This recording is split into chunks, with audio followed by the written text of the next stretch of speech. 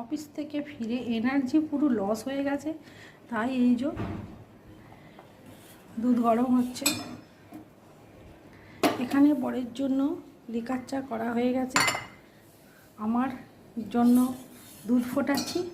আর এই গোপালের এতে গুড় দেওয়া আছে, এর মধ্যে দুধ দেব, দুধ আর বিস্কুট খাওয়াবো গোপালকে, আর আমি খাবো কফি। তাই দুধটাকে ভালো করে ফুটিয়ে নিচ্ছি।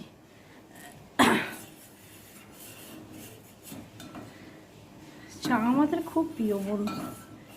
একটু অফিসে আসার